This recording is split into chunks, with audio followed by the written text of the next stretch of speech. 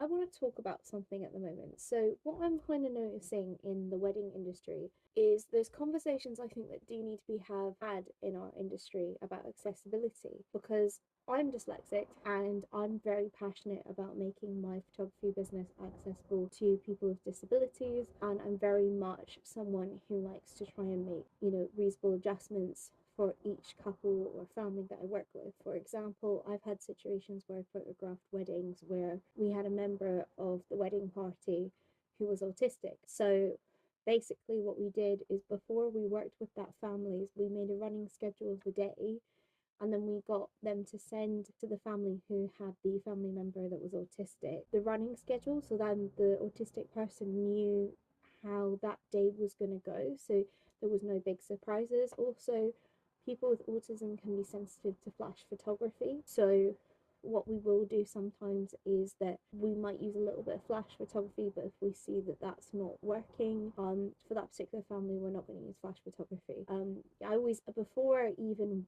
working on a wedding day, I always ask the couple, is there any reason why I can't use flash photography on the day? Because we also have members of family that could have epilepsy, so also making reasonable adjustments for family members that may have epilepsy as well, and not using any flash photography in the event of any members having epilepsy. And it's having that care to your clients that's so important. Also, doing group shots. If you've got a member of your family that's slightly elderly or finds it hard walking or standing for long distances, please let me know, because we can get the wedding coordinator to bring a chair, or I can bring a chair on the day if we're going to a remote location. It's just little things like that, like accessibility, that's so important in our industry.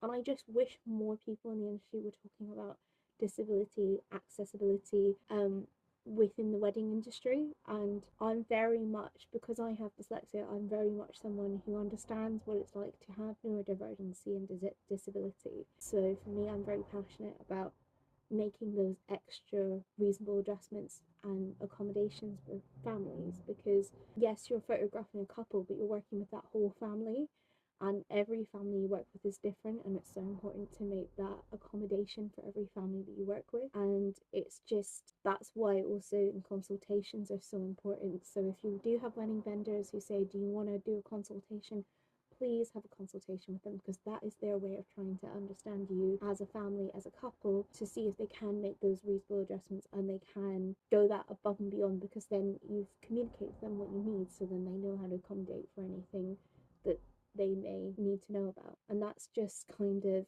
something that I really want people to, in this industry, to really think about moving forward, is how are we being accommodating for disability in our industry.